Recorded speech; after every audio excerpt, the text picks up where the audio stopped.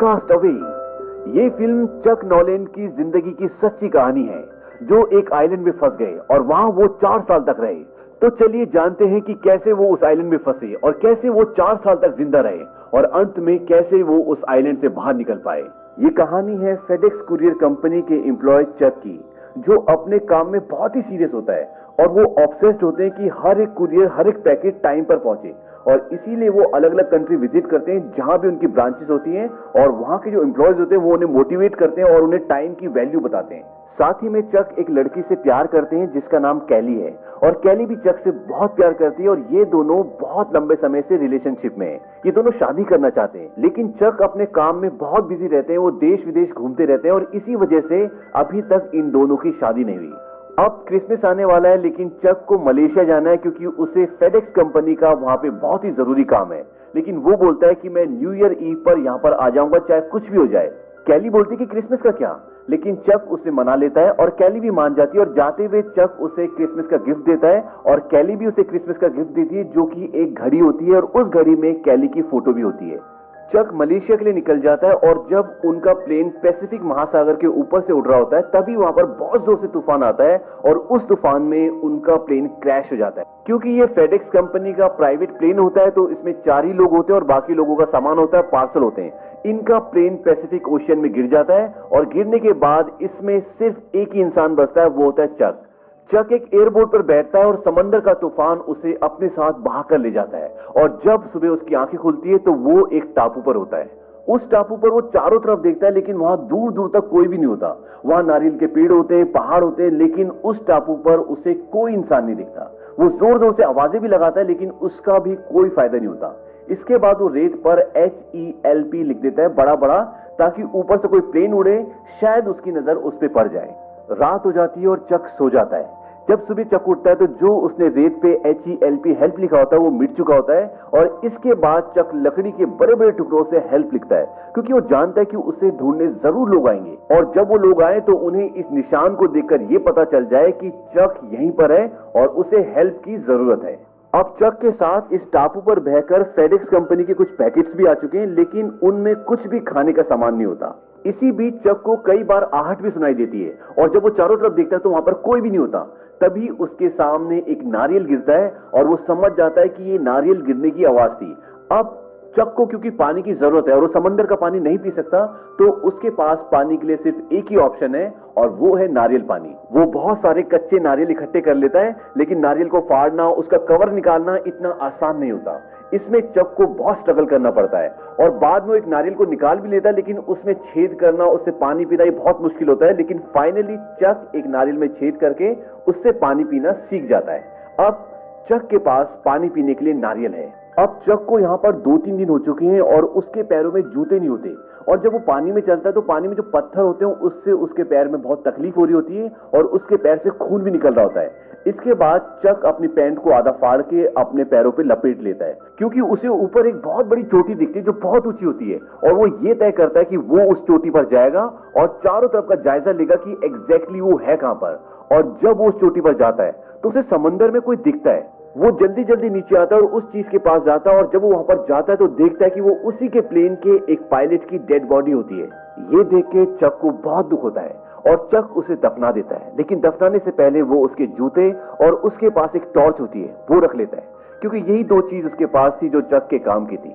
अब चक को इस बीच पर, इस टापू पर बहुत दिन हो चुके हैं और वो अकेला है, लेकिन धीरे धीरे वो उस टापू पर रहना सीख भी रहा है। उसने सीख लिया है कि पत्तों पे जो रात को ओस का पानी गिरा होता है उसे नारियल के अंदर कैसे डालना है। इसी के साथ वो अपनी भूख मिटाने के लिए मछली मारना भी सीख रहा होता है। वो एक लकड़ी को पैना करके उससे मछली मारने की कोशिश करता है। दरअसल एक बहुत पुरानी टेक्निक होती है जो आदिवासी किया करते थे, और चक उसी टेक्निक के जरिए मछली पकड़ने की कोशिश करता है, लेकिन उसे कामयाबी नहीं मिलती। उसके पास इस टापू में खाने के लिए सिर्फ क्रैब है, नारियल पानी है और ओस का पानी जो रात को पत्तों में जम जाता है, यही सब उसके खाने के लिए इस टापू पर है। अब एक रात को उसे एक शिप दिखता है जो समंदर में होता है। उसे देख के चक बहुत एक्साइटेड हो जाता है और वो जोर जोर से चिल्लाने लग जाता है, लेकिन इतनी दूर तक आवाज पहुंचाना नामुमकिन है। वो टॉर्च जलाकर उन्हें इशारा करने की भी कोशिश करता है, लेकिन इतनी दूर से टॉर्च की रोशनी को देखना भी नामुमकिन है। और अगली सुबह चक ये फैसला करता है कि जो उसके पास एयरबोट होती है जिसमें बैठकर वो इस बीच तक पहुंचा होता है, वो उस एयरबोट पर बैठकर इस बीच से निकल जाएगा, क्योंकि उसे पता चल चुका है कि यहां पर कोई नहीं है और यहां पर कोई आने वाला भी नहीं है। अब जब वो उस एयरबोट से वहां से निकलने की कोशिश करता है तो वहां पर उसका सामना होता है बड़ी बड़ी लहरों से, और वो लहरें उसे समंदर में जाने नहीं देती बल्कि वापस बीच पे धकेल देती हैं, और इसी दौरान उसके पैर में भी चोट लग जाती है और बहुत खून निकलता है और चक वापस बीच पर आ जाता है। इसी दौरान एक रात को बारिश भी हो जाती है और चक वहां पर एक गुफा होती है उसके अंदर चला जाता है और टॉर्च जलाता है, और रात को वो टॉर्च जला के सो जाता है। जब सुबह उठता है तो टॉर्च के सेल खत्म हो चुके हैं और अब चक के पास रोशनी के लिए कुछ भी नहीं है, और उसे यह भी नहीं पता कि आग कैसे जलाते हैं। अब वो उन बॉक्सेस के पास जाता है जो फेडेक्स के होते हैं और जो तैर के इस किनारे पर आए होते हैं। वो एक एक करके सारे बॉक्सेस खोलता है, उसमें उसे बहुत सारी चीजें मिलती है, लेकिन उसके काम की एक दो ही चीजें होती हैं। एक उसे जूते मिलते हैं जो स्केटिंग के होते हैं और जिसके नीचे ब्लेड्स लगे होते हैं, वो उनके ब्लेड्स निकाल लेता है, और अब उसके पास एक चाकू टाइप की चीज है जिससे वो नारियल को आराम से फाड़ सकता है और किसी भी चीज को शार्प कर सकता है। वो एक लकड़ी को शार्प करता है, उसे एक औजार की तरह बना लेता है, और इस बार दोबारा वो मछलियों को और केकड़ों को उससे पकड़ने की कोशिश करता है और वो मछलियों को पकड़ने में कामयाब हो जाता है। हालांकि केकड़े तो उसे पहले भी किनारे पे मिल जाते थे, लेकिन मछली को पकड़ना लगभग नामुमकिन था। इसके आगे चक के सामने सबसे बड़ी समस्या ये आती है कि वो केकड़ों को कच्चा नहीं खा सकता, और इसीलिए अब उसे आग की जरूरत है, और वो आग जलाने की बहुत कोशिश करता है। उसमें उसके हाथ भी छिल जाते हैं, लेकिन चक को कामयाबी नहीं मिलती। वो बहुत फ्रस्ट्रेट हो जाता है, जोर जोर से चिल्लाने लगता है। इसके बाद वो नारियल छिल रहा होता है, तभी उसको आइडिया आता है कि अगर दो लकड़ियों को मैं आगे पीछे घिसूं तो शायद आग जल जाए, क्योंकि इससे पहले जिस तरीके से वो लकड़ी से आग जलाने की कोशिश कर रहा था उससे उसके हाथ छिल गए थे। अब वो दूसरी तरह से ट्राई करता है और बहुत मुश्किलों के बाद आग जल जाती है, और आग जलने के बाद चक बहुत खुश हो जाता है, और इस टापू पे आने के बाद पहली बार उसे खुशी मिली है। इसी के साथ वहां पर जो सामान पड़ा होता है उसी सामान में एक फुटबॉल भी होती है, और उस फुटबॉल पे चक का ब्लड लगा होता है। वो उस पर आंख, नाक और मुंह का शेप बना देता है और उससे बातें करना शुरू कर देता है, और उस फुटबॉल पे विल्सन लिखा होता है तो वो उसे विल्सन कह के बुलाता है। और अब चक का इस टापू पे एक दोस्त भी है और वो है फुटबॉल। चक को यहाँ पर एक चीज और बहुत तकलीफ दे रही होती है, और वो था उसके दांत का दर्द। और उसके दांत का दर्द बहुत पहले से था, लेकिन वो हमेशा डॉक्टर के पास जाने से कतराता था, और अब उसे किसी भी हाल में इस दांत को तोड़ना है, और वो बहुत मुश्किल से अपने दांत को तोड़ता है और तोड़ने के साथ ही बेहोश हो जाता है। धीरे धीरे वक्त आगे बढ़ता है और आज चक को इस टापू पे पूरे 4 साल हो चुके हैं, और इन 4 सालों में चक का पूरा हुलिया बदल चुका है। पहले वो मोटा हुआ करता था, आज वो बिल्कुल पतला है, उसकी दाढ़ी बहुत लंबी है, उसके बाल बड़े बड़े हैं, और चक अब इस टापू में पूरी तरह से जीना सीख चुका है। वो दूर से डंडी फेंकता है और उसमें मछली आकर अटक जाती है, यानी कि वो मछली को दूर से ही मार देता है, क्योंकि 4 साल से वो निरंतर प्रयास कर रहा है। और अब इस टापू के वातावरण, यहाँ की जिंदगी से चक पूरी तरह से घुल मिल चुका है, और वहीं विल्सन और चक की दोस्ती और भी गहरी हो चुकी है। विल्सन को चक सारी बातें बताता है, उससे दिन भर बातें करता रहता है। एक सुबह चक मछली खा रहा होता है, तभी उसे किसी चीज की आवाज आती है, और जब वो भाग के बाहर जाता है तो वहां पर एक स्टील की शीट होती है, और उस शीट को देखकर उसे आइडिया आता है कि मैं इसकी मदद से इस टापू से निकल सकता हूं। दरअसल इस टापू से आगे समंदर में निकलने के लिए जो सबसे बड़ी अड़चन थी वो थी समंदर की लहरें। जब भी चक समंदर में जाने की कोशिश करता, वो लहरों से वापस फेंक देती, और इसी वजह से चक पिछले 4 साल से इस टापू से निकल नहीं पाया। अब वो बड़े बड़े नारियल के पेड़ काटता है और उन्हें किनारे पे ले जाता है और उससे एक बेड़ा बनाता है। हालांकि बेड़ा बनाना इतना आसान नहीं था, उसे इसमें बहुत मुश्किलें आती है, और वो ये तय करता है कि जब हवा का रुख बदलेगा तब वो यहाँ से निकल जाएगा, और जो उसे शीट मिली थी उसे हवा के विरुद्ध इस्तेमाल करेगा ताकि उसके बेड़े को धक्का मिल सके।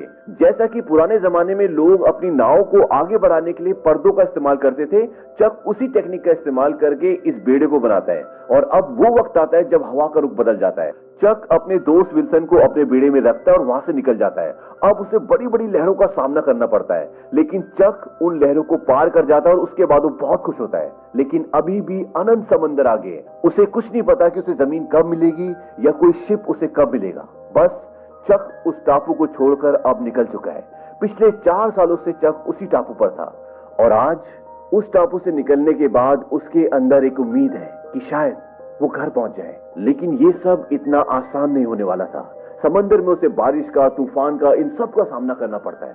हालांकि खाने के लिए मछली पकड़ लेता है और बारिश का पानी पीने के लिए जमा कर लेता है। उसने बारिश का पानी इकट्ठा करने के लिए बहुत सारे नारियल रखे होते हैं, तो जब भी बारिश होती है तो उनमें पानी भर लेता है और उसे बचा के रखता है ताकि वो बाद में पी सके। लेकिन इसी बीच एक ऐसी घटना होती है जिससे चक पूरी तरह से टूट जाता है। उसका दोस्त विल्सन, जो कि फुटबॉल है, वो पानी में गिर जाता है और जब तक चक को पता चलता है विल्सन उससे काफी दूर जा चुका होता है। लेकिन फिर भी चक पानी में कूद जाता है और उसे वापस लाने की कोशिश करता है, लेकिन इसमें वो नाकामयाब रहता है और वापस अपने बेड़े में आने के बाद चक बहुत रोता है क्योंकि विल्सन ही वो था जिससे वो पिछले 4 सालों से बातें कर रहा था और विल्सन उसका बहुत अच्छा दोस्त था। शायद ये बात आपको अजीब सी लगे कि एक फुटबॉल के जाने से चक को इतना दुख क्यों हुआ, लेकिन चक के लिए विल्सन एक फुटबॉल नहीं था। वो पिछले 4 सालों से उससे बातें कर रहा था, वो उसके लिए एक अस्तित्व था, इसीलिए वो उससे इमोशनली कनेक्टेड था। और एक यही वजह होती है कि चक को विल्सन के जाने का बहुत दुख होता है। इसके बाद चक अपने आगे का सफर जारी रखता है और कुछ दिनों के सफर के बाद जब चक पूरी तरह से थक चुका है, टूट चुका है, एक कार्गो शिप उसके सामने से गुजरता है और वो लोग उसे देख लेते हैं और उसे बचा लेते हैं। अब चक अपने घर, अपनी जगह पर वापस लौट चुका है, लेकिन वापस लौटने के बाद वो देखता है कि सब कुछ बदल चुका है क्योंकि उन लोगों ने, जो उसके फैमिली मेंबर्स थे या उसके दोस्त थे, उन्होंने ये समझा था कि चक मर चुका है और वो उसका फ्यूनरल भी कर चुके होते हैं। और उसकी गर्लफ्रेंड कैली, जो उससे बहुत प्यार करती थी और चक भी उससे बहुत प्यार करता था, उसकी शादी हो चुकी है और अब उसकी एक बेटी भी है। चक कैली से मिलने भी जाता है और कैली उसे देखकर बहुत खुश होती है, उसे गले से लगा लेती है। लेकिन कैली का अब अपना एक परिवार है, इसलिए वो चक के साथ नहीं जा सकती और वो ये तय करते हैं कि अब उन दोनों के रास्ते अलग अलग हैं। चक को कैली ने घड़ी दी थी जो उसके साथ उस आइलैंड पे भी थी, वो घड़ी वो उसको वापस कर देता है क्योंकि वो कैली के खानदान की घड़ी होती है। चक बोलता है कि परिवार की धरोहर परिवार के पास ही रहनी चाहिए, लेकिन चक कैली की फोटो अपने पास रख लेता है और जाने से पहले कैली उसे बोलती है कि तुमने वादा किया था कि तुम वापस आओगे। चक बोलता है आई एम सो सॉरी। कैली बोलती है कि मैं भी। और जाने से पहले चक को कैली एक किस करती है क्योंकि वो आज भी उससे प्यार करती है, लेकिन वो अपने परिवार को नहीं छोड़ सकती और चक भी नहीं चाहता कि कैली अपना परिवार छोड़कर मेरे साथ आए। कैली के पास चक की एक गाड़ी भी होती है जिससे चक की बहुत सारी यादें जुड़ी होती है। कैली उस गाड़ी को चक को वापस कर देती है और चक उसमें बैठ के वहां से निकल जाता है। लेकिन जब चक थोड़ा सा आगे क्या होता है, कैली पीछे खड़ी होकर देख रही होती है और उसे चक के जाने का बहुत दुख हो रहा होता है। उसे लगता है कि कुछ छूट रहा है। वो चक का नाम पुकारते हुए भागते हुए उस गाड़ी के पीछे जाती है और चक भी गाड़ी वापस लेकर आता है, उसे गले से लगा लेता है। कैली बोलती है कि मुझे पता था कि तुम जिंदा हो, तुम वापस आओगे, लेकिन सब लोगों ने कहा कि मुझे ये सोचना बंद करना पड़ेगा। मैं आज भी तुमसे बहुत प्यार करती हूँ और तुम ही मेरा पहला प्यार हो। चक बोलता है कि मैं भी तुमसे बहुत प्यार करता हूँ और इसके बाद वो एक दूसरे को किस करते हैं। चक उसे अपनी गाड़ी में बिठाता है और यहाँ पर ऐसा लगता है कि चक और कैली अब यहाँ से निकल जाएंगे, लेकिन वो कुछ देर सोचते रहते हैं। उसके बाद चक बोलता है कैली तुम अपने घर वापस जाओ और चक उसे उसके घर तक छोड़ देता है। इसके बाद ये दिखाते कि चक अपने दोस्त के साथ बैठा हुआ है और वो बहुत दुखी है और वो उसे बताता कि शायद मैं उस आइलैंड पे मर जाता या आत्महत्या कर लेता, और मैंने आत्महत्या करने का सोचा भी।